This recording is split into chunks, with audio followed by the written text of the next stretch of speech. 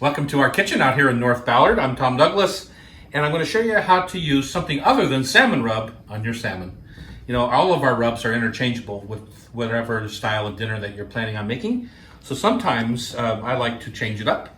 Today I've got my Veggie Rub, and that's kind of got, if you look inside, it's got a little bit bigger spice. There's no sugar.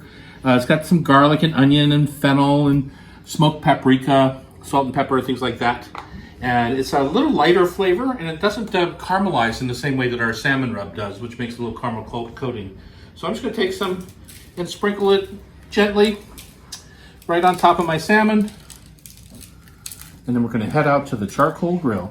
I did sprinkle on, because of the sockeye, I sprinkled on a little bit of vegetable oil or olive oil before I put the rub on. So once you put the rub on, really it's nice to kind of let it sit for maybe 5 minutes at the most.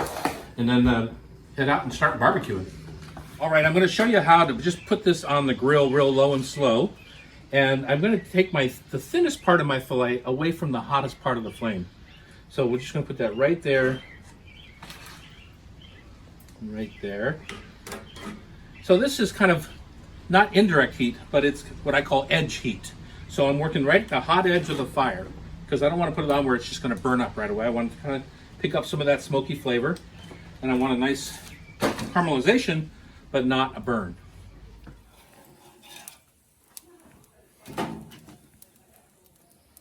So one of my favorite tools is what I call the fish spatula. And you can see it's kind of bent right there a little bit.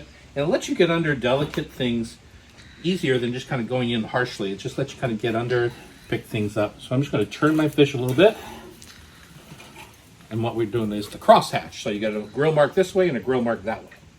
We're going to flip them over.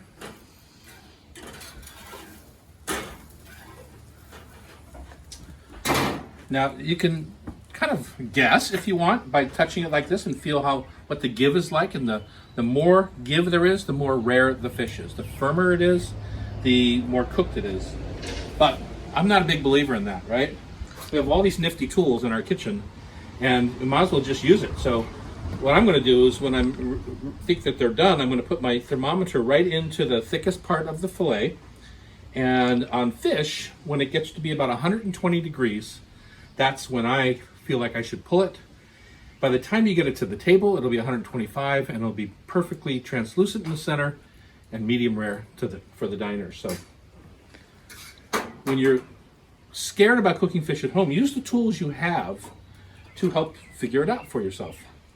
So when you're all done and you let your salmon rest, just like you'd let a steak rest, if you want to see what I look for in the fish is, I'm just going to kind of break this open a little bit. And I want a little bit of translucency left in the fish right there. You can see it's just kind of warmed through.